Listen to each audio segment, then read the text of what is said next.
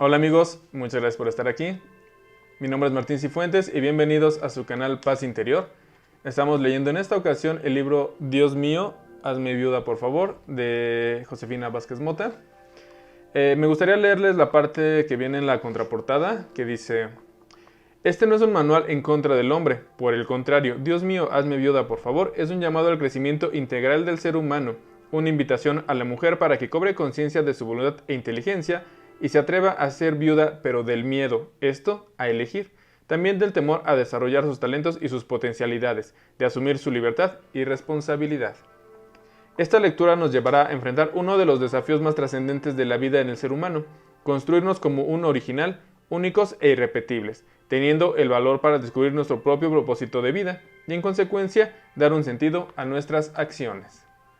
El desafío de ser yo misma es por hoy el primero de una larga lista de la tarea humana de crecer constante y consistentemente hasta el día de nuestra muerte.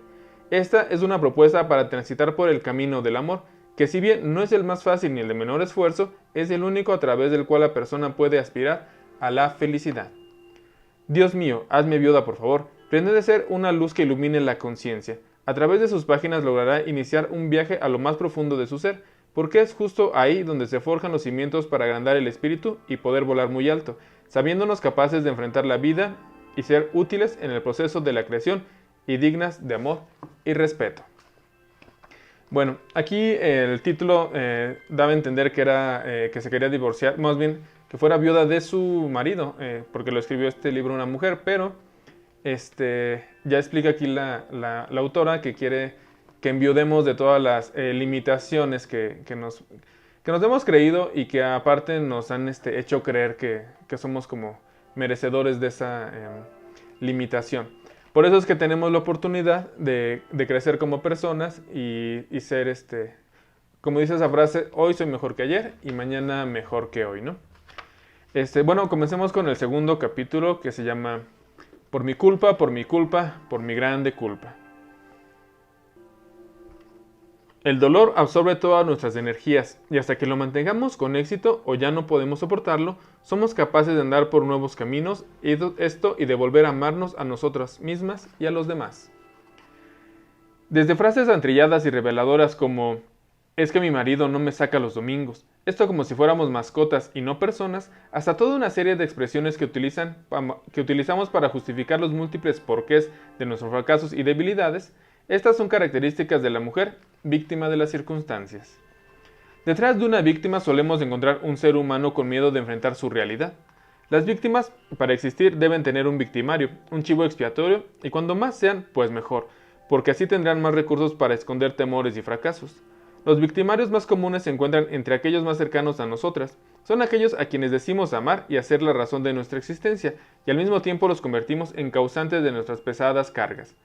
Sin nuestros victimarios, la vida perdería sentido porque los actos frecuentemente heroicos de una víctima no encontrarían sustento ni justificación alguna.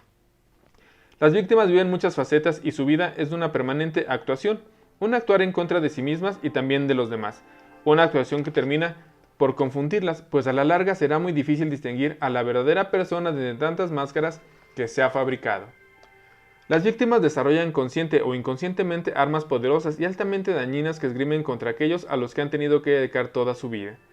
La manipulación, el chantaje, los llantos incontenibles, los reclamos, esto por más atención y tiempo, que también pueden ser verbales y directos, o manifestarse por múltiples enfermedades o mensajes manipuladores cuya intensidad y gravedad dependerán del propósito de la víctima, esta que se proponga conseguir. Si una alteración en la presión arterial es suficiente para provocar que un hijo no se vaya de la casa, la víctima llegará hasta ahí, pero si debe recurrir a un cáncer, muy probablemente también lo hará. Sin tener conocimientos de medicina, he podido observar una estrecha relación entre desamor y enfermedades múltiples. Todavía recuerdo a una tía, Alicia, que tuve en mi niñez, cuyo estado permanente era la queja, el dolor, el resentimiento y la insatisfacción, y en cada visita siempre había una nueva o peor enfermedad que la anterior.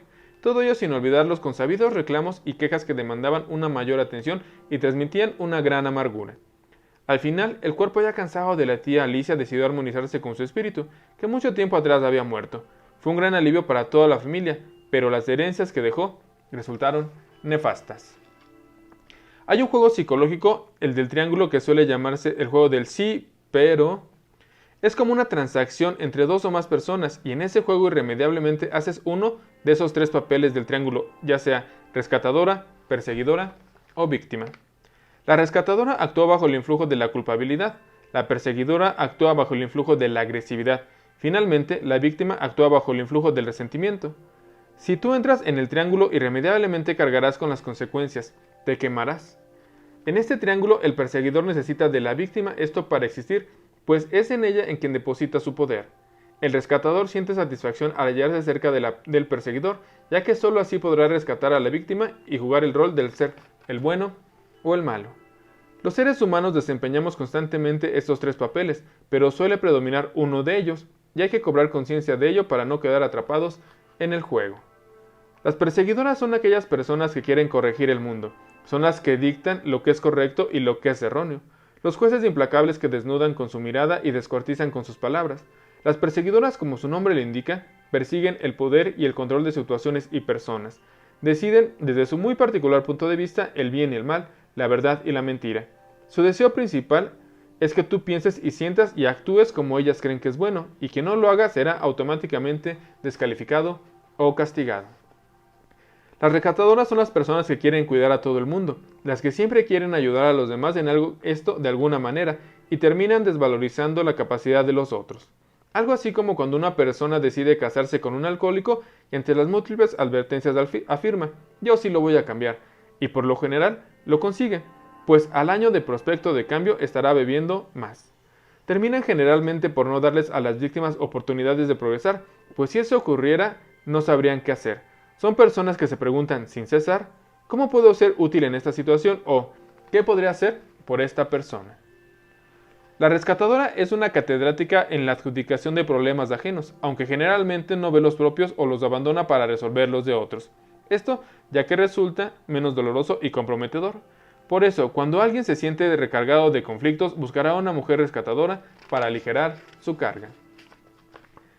Las víctimas son las personas que hacen de su vida una serie de incapacidades. Su vida es el resultado de las acciones de los demás, y no logran asumir la responsabilidad de sus propios actos. Su vida le acompaña una enorme sábana para llorar y llorar, pues sin su dolor no vale la pena vivir. Generalmente se sienten impotentes. Una gorda como yo, ¿cómo puede lograr que alguien la ame? O, con los padres que tengo, ¿cómo puedo triunfar?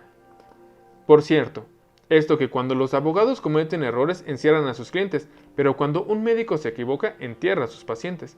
Algo así sucede cuando nos equivocamos en nuestros procesos de vida. Nos enterramos. Las víctimas suelen ser chantajistas y cargan consigo un libro en donde contabilizan las deudas de los demás, y eso tienen que parar con ellas. Un signo característico de las víctimas es que suelen decir casi a todo que sí, aunque de inmediato canalizan su pesar esto en alguien más, también por el compromiso que voluntariamente adquirieron, por todos esos favores que van a realizar y cuyo resultado será un mayor cansancio, una pérdida de tiempo e incluso de dinero. Es común que su interlocutor le cuestione a una víctima en torno a las razones que le hicieron aceptar algo en contra de su voluntad, y ésta sin pensarlo siquiera contestará, es que no podía negarme, imagínate lo que pensarían de mí, esto si no les hago ese favor. Al fin de cuentas mi vida está consagrada a los demás, yo siempre estaré en último lugar. O bien aquellas frases con olor a una equivocada santidad. Con tal de que mis hijos y mi marido estén contentos, yo no importo nada, con que ellos sean felices, basta. Bajo este contexto, cuesta trabajo pensar en una víctima que no acuda a una o más personas para hacer notar sus profundos sacrificios y costos a favor de los demás. Seguimos. Quienes padecen el martirio de convivir con una víctima terminan, porque si son débiles de carácter, por convivir con eternos sentimientos de culpas por males que les causaron, o bien la abandonan para siempre y regresan hasta el día de su muerte, no para acompañarla, sino para comprobar de que ya se ha ido. Es frecuente también que los hijos de estas víctimas terminen llenos de miedo, jugando el papel que tanto odiaron y graduándose como expertos manipuladores y resentidos con la vida. Pero también hay quienes conscientemente representan este papel para situarse en una posición de comodidad temporal, y también conseguir prebendas a través del chantaje y manipulación a quienes se lo permiten. No son desdeñables los casos de mujeres que tienen conciencia de la infidelidad de su pareja y deciden soportarlo estoicamente a cambio de cobrárselo con regalos, viajes o caprichos. Total, señalan, la vida es así y me conviene hacerme de la vista gorda, pero eso sí, se lo voy a cobrar bien caro. Los casos de las madres que no permiten a sus hijos cortarles del cordón umbilical y que a la menor señal de su independencia y crecimiento se enferman gravemente o sacan a relucir el libro de contabilidad. Estos son todavía más numerosos. Lo mismo sucede en las resoluciones de pareja o también de amistad, porque ser víctimas ha sido un patrón cultural que desafortunadamente se ha enraizado en nuestros procesos educativos. Hay otros casos en donde se pone precio al sufrimiento y entonces, para quienes es posible hacerlo, se cobran gastando a diestra y siniestra para así llenar el vacío y apaciguar el dolor. Cada tarjetazo puede convertirse en un desquite, esto por cierto bastante cómodo si es que se tiene suficiente capacidad económica, o lo que es peor, en un problema adicional para la víctima, que ahora deberá enfrentar deudas adicionales o reclamos por parte de los otros por haber gastado excesivamente, lo que sin duda fortalecerá el círculo perverso en que ya se encuentra atrapada. A la luz de la historia y las realidades actuales, muchos de los argumentos que se siguen multiplicando con éxito inaudito son aquellos que culpan irremediablemente a otros de todas nuestras tragedias. Hay latinoamericanos que sin reconciliarse con su pasado siguen acusando a la colonia española y la religión católica de los retrasos que 500 años más tarde siguen enfrentando. Otros más los atribuyen al imperio yanqui y también abundan aquellos que acusan y aseveran y se avergüenzan de los indígenas que, según ellos, marcaron para siempre la desgracia de nuestros pueblos. En los tiempos actuales, los culpables suelen ser los gobernantes, los medios de comunicación y las presiones de carácter social. Al final, para la víctima no existe la posibilidad de mirar hacia adentro ni de influenciar su entorno, porque su único horizonte, débil y punto de apoyo radica en los otros, en los demás, mas no en sí mismos. Muy probablemente detrás de cada víctima exista un profundo miedo al desamor, al rechazo, a la crítica y al crecimiento personal. Un miedo a la construcción de la felicidad, esto al ejercicio de la libertad y evidentemente a la responsabilidad. Un miedo a vivir con plenitud e intensidad. Muchas mujeres, más de las que imaginas, han hecho de su vida un constante ejercicio para culparse de todo lo que acontece a su alrededor. Hay personas dedicadas exclusivamente a preocuparse cada ángulo de cualquier asunto y las provee de 1000 posibilidades de preocupación. Se preocupan cuando se sienten mal y se preocupan cuando se sienten bien. No vaya a ser que el bienestar dure muy poco. Sin eso no pueden vivir. El contenido de preocupación es menos importante que el hecho de preocuparse. Las personas adictas a la tristeza y al sufrimiento rechazan todo aquello que les pueda traer alegría. Tal parece que rehuyen a la felicidad. Cuando no haya ningún pretexto que las entristezca, lo inventan, pero jamás darán al aspecto de que les va bien o de que tienen por qué alegrarse. Casos extremos que ya conciernen a especialistas nos describen a mujeres que incluso son maltratadas física o psicológicamente, víctimas de la brutalidad, de la violencia física y verbal, también con las descalificaciones permanentes, y al final de todo ello concluyen una y otra vez que todas esas desgracias no hubiesen sucedido si ellas hubieran sido más bonitas o preparadas, o si hubieran tenido la casa lista y la comida a tiempo, o hubieran estado más tiempo con sus hijos, o no fueran gordas o flacas, o si hubieran sabido inglés o hablar con propiedad. Ellas creen que se merecían todo aquello porque son malas y no merecen amor. Bueno, hasta esta parte, en la primera parte que estamos leyendo de este capítulo, nos habla del famoso victimismo. Esto está como de moda, lo veo muchas veces. Incluso escriben la palabra víctima porque ya pareciera como una broma. Pero hay muchas personas que se empoderan en el victimismo. ¿A qué me refiero con esto? Hay una historia acerca de un joven que iba al psicólogo y conocía a más gente, pero bueno, en particular con el psicólogo y decía, yo soy tal y soy huérfano. Y conocí a otra persona y decía, yo soy tal y soy huérfano. Entonces era su carta de presentación, obviamente sí era huérfano, pero él estaba empoderado en la víctima. Y cuando una persona se empodera en la víctima o en el victimismo, es sentirse especiales. Y sentirse especiales vendría a ser como... Sentirse especiales no siempre es que yo me sienta superior o mejor que el otro, porque me puedo sentir o especialmente superior y mejor, o especialmente víctima.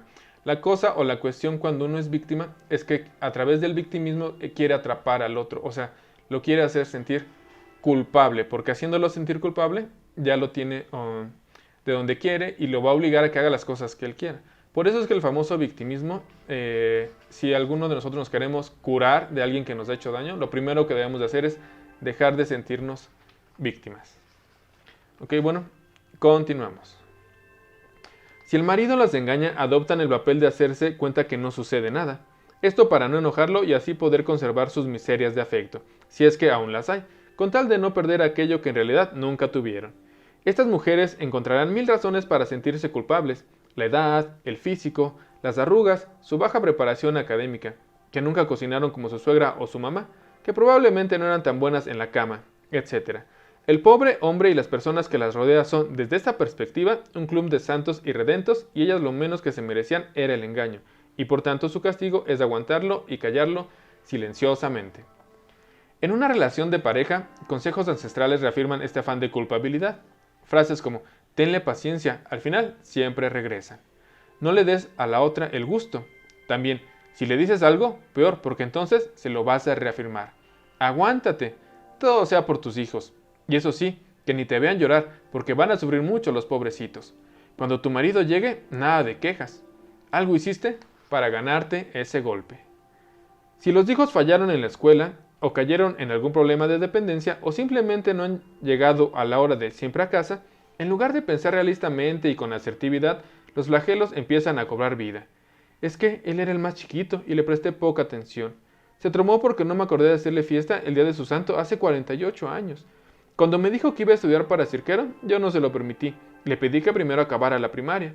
Si hubiera hecho esto o aquello, todo sería mejor. El verbo hubiera, ya lo decía uno de mis maestros, es el tiempo verbal de los tontos y los mediocres.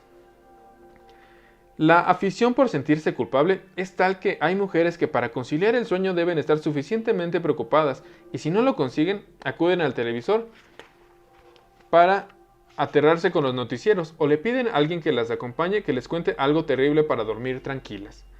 O aquellas otras que les dicen a otras mujeres, o a quien se cruce en su camino: ¿tienes algún problema? Pues libérate de él, porque yo me lo llevo, yo lo cargo. Y ahí va la sufrida mujer con un costal de piedras cargando en la espalda y cumpliendo con su misión de arrastrar la vida en lugar de vivirla. En algunas reuniones de mujeres se concursa por la mayor aflicción. Si a una le duele la cabeza, a otra la supera con una molestia inaguantable de carrea, pero la tercera ganará la delantera cuando haga públicos sus tremendos malestares artríticos, y la cuarta, que de ninguna manera estará dispuesta a perder su trofeo del dolor, se manifestará sus sospechas de que tiene cáncer, porque cada vez que oye hablar de una enfermedad, instantáneamente los síntomas se le manifiestan.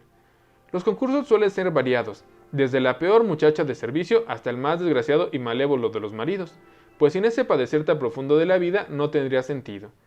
Estas mujeres ven como sospechosas e incluso acusan de insensibles y frívolas a aquellas otras que son optimistas y que viven la vida con un espíritu de alegría. Se convierten en descalificadoras profesionales y son severas con aquellas mujeres que responden por su vida. A sus pesadas cargas suman sus resentimientos, aguantan largas jornadas tomando café con su grupo de pobrecitas amigas, empeñadas en destrozar a los demás. Por eso cuando una de estas mujeres debe retirarse, propondrá a las demás: ¿y por qué a lo mejor no nos vamos todas juntas? Pues de antemano sabe que al instante de retirarse se convertirá en el tema de destrucción, no de conversación. Lo suyo no es sobrevivencia, sino pobrevivencia. Las víctimas suelen ser trágicas en sus juicios y apreciaciones, y un resfrío de un hijo o conocido las lleva a suponer que se trata de una tuberculosis fulminante. Se vuelven expertas en el llanto, y sus caras de dolor ganarían un concurso de actuación. Las sonrisas terminan por borrarse de sus rostros porque han elegido la tristeza. Viajar ligeras de equipaje no está en su perspectiva de vida, porque el manual de instrucciones que recibieron para vivir fue equivocado, y no están dispuestas a cambiarlo. Adormecidas, siguen repitiéndose y enseñando las mismas reglas. Ya habrá tiempo para vivir. Resulta increíble cómo hay mujeres dispuestas a asumir la responsabilidad del mundo. Como lo expresa Nadine Starr o Jorge Luis Borges, en un poema maravilloso y profundo. Bueno, el poema se llama Instantes. Si pudiera vivir nuevamente mi vida, en la próxima trataría de cometer más errores. No intentaría ser tan perfecto, me relajaría más. Sería más tonto de lo que he sido. De hecho, tomaría muy pocas cosas con seriedad. Sería menos higiénico, correría más riesgos, haría más viajes, contemplaría más atardeceres, subiría más montañas y nadaría más ríos, iría a más lugares a donde nunca he ido. Comería más helados y menos habas, tendría más problemas reales y menos imaginarios. Yo era una de esas personas más sensatas y prolijas. Cada minuto de su vida, claro que tuve momentos de alegría. Pero si pudiera volver atrás, trataría de tener solamente buenos momentos.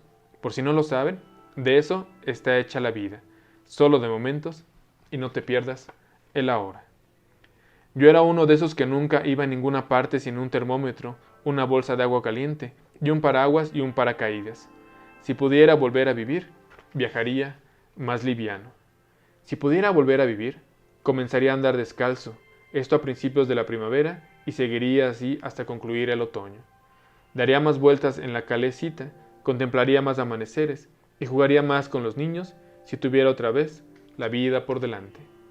Pero ya ven, tengo 85 años y sé que me estoy muriendo. Un poema muy bonito. Es común también que cuando los hijos fallan, las recriminaciones sean mayores para la mujer, ya que lo que se plantea como su tarea más importante ha fracasado. Tus hijos son así porque los consentías o porque nunca los corregiste. En contraste, cuando los resultados son positivos, escuchamos sentencias tales como: ese es mi hijo, igualito a su padre, de tal palo tal astilla, hijo de tigre pintito, entre otras muchas más.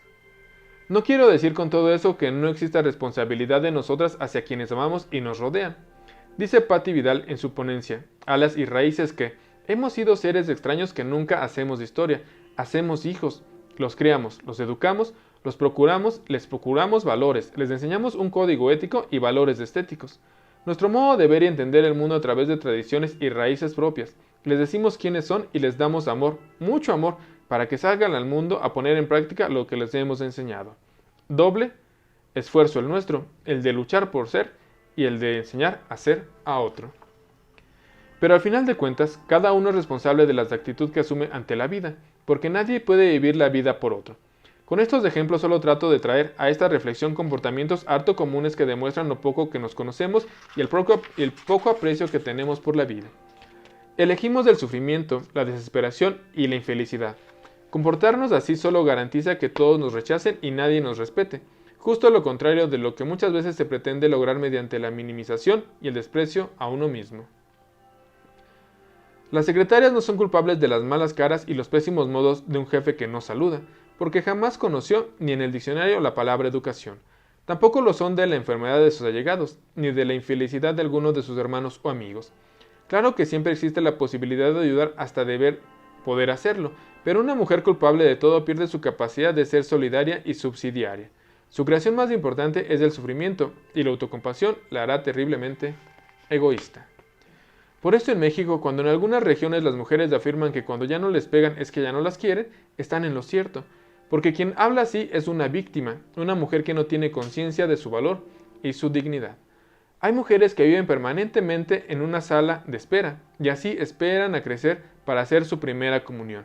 Después esperan a tener sus 15 años y en algunas culturas y religiones a que inicie su periodo menstrual para poder casarse. Otras esperan a casarse, a tener hijos y a ser abuelitas, y finalmente se sientan a esperar la muerte, con la que siempre convivieron de cerca. Estas mujeres habrán de esperar otra vida para poder empezar a vivir. Moría por terminar el bachillerato y empezar la universidad. Y luego moría por terminar la universidad y empezar a trabajar. Y después me moría por casarme y tener hijos. Y más adelante me moría porque mis hijos crecieran lo bastante como para ir a la escuela, a fin de que yo pudiese volver a mi trabajo. Y entonces me moría por retirarme. Y ahora que me estoy muriendo, me doy cuenta de pronto que me olvidé de vivir. Si alguien pudiera escuchar la canción de Me olvidé de vivir de Julio Iglesias, se las recomendaría. Está muy bonita. No es de extrañar que a veces nos sintamos llenas de angustia, pues hay demasiado por hacer. Se nos pide demasiadas cosas, se nos exige ser muchas personas, algunas de las cuales somos y otras no. Tenemos que detenernos ante la angustia, esta que hay que sentirla, atravesarla y seguir adelante.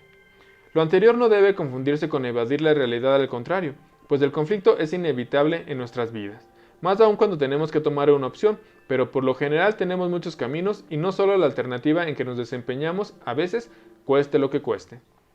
Desafortunadamente, hay mucha gente a nuestro alrededor que se siente feliz apoyando nuestras ilusiones de culpabilidad. Nunca hemos dejado de ver qué egocéntrico es asumir la responsabilidad de cada cosa que sucede. Aprender a liberarse de la culpa mejora la calidad de nuestra vida. Sin el persistente remordimiento golpeando como un martillo dentro de nuestra cabeza y devorándonos, podemos pensar con más claridad y concentrarnos mejor. Nuestro juicio mejora ahora que somos capaces de sentirnos orgullosas de nuestros logros, celebrar nuestros éxitos y sentirnos agradecidas por lo que es bueno y correcto en el mundo. Aprender a liberarse, hasta que vivimos plenamente nos permitimos saborear a toda la gama de nuestras experiencias. Aceptaremos cualquier oportunidad de vivir conforme a nuestras propias almas. Para apreciar la apertura tenemos que haber experimentado el valor de vivir lo nuevo, de buscar otros caminos, de plantearnos posibilidades más frescas. Así como dependencia y miedo se hermanan, el valor y la apertura van de la mano. Es inevitable que se requiere el valor para vivir la vida. Esta es una tarea no apta para los timoratos y conformistas. La tolerancia para con nosotras mismas y para con los demás es una condición para la paz, el aprendizaje, la apertura y la felicidad. Solemos ser intolerantes porque así hemos sido educadas y construimos muros insalvables que nos limitan de la riqueza humana y de la capacidad para disfrutar la vida. Si alguien piensa distinto a nosotras, lo catalogamos como un ser humano que vive en el error, que no es digno de ser escuchado y menos aún de merecer nuestra amistad. Somos expertas en etiquetar a los demás, y así se trata de otras mujeres todavía mejor. A la que logra éxitos en lo laboral se le ve como sospechosa, a la que viste distinto se le critica por inmadura. Si profesa otra religión la descartamos de nuestra lista, y lo que es peor, enseñamos a nuestros hijos que si alguien no es de nuestra clase, aunque nunca aclaramos lo que eso significa, está prohibido relacionarse con él. Factores que se creen superados en la vida cotidiana siguen siendo determinantes para muchos otros seres humanos, ya sería el color de la piel, el estatus, la capacidad económica, la profesión, la edad y la religión, entre otros. Debemos aceptar y celebrar nuestras diferencias. El mundo atesora originales y cada uno de nosotros es un original de Dios. Debemos aceptar celebrar nuestras diferencias. El mundo atesora esos más originales. Me acuerdo de un brillante joven rabino que sucedió a su brillante padre, también rabino. Las personas le dijeron entonces: «Rabino, es totalmente distinto de su padre». El joven rió: «Soy exactamente igual a mi padre. Mi padre no imitaba a nadie, y yo no imito a nadie. Él no era una copia de papel, de carbón, y yo tampoco. Esto es lo que significa estar vivo, ser único». Aceptar toda la responsabilidad de nuestros actos, incluyendo nuestras respuestas emocionales y de comportamiento, esto ante todas las situaciones de nuestra vida, es el paso definitivo a la madurez humana. Aprendimos a explicar nuestros fracasos sobre la base de que no teníamos los recursos para funcionar, e incluso alegamos que nuestras estrellas no estaban alineadas. Lo contrario a inculpar o a culparnos es aceptar la responsabilidad total de nuestras vidas, de nuestras elecciones y de que sus consecuencias sean inmediatas o de largo plazo. La afición por las lecturas de café, del tarot y los horóscopos deja de ser divertida cuando rige el comportamiento de las personas. Lo anterior explica las jugosas ganancias de adivinas, pitonisas, astrólogos y sectas que ofrecen adivinar el futuro y hacen rentable la incapacidad de sus clientes para elegirlo y hacer que suceda, porque tal vez nadie les dijo entre más intervengan en su vida, serán menos dependientes de las circunstancias. Ser perdedoras para ganar el amor suena contradictorio, pero son múltiples los ejemplos en donde la mujer acepta jugar el papel de tonta e incapaz para tener contenta a su pareja o a sus allegados, con tal de lograr su aprobación. Hace tiempo escuchaba decir a una amiga de mis papás que cada vez que jugaba golf con su marido perdía a propósito, pues él no soportaba que ella le ganara.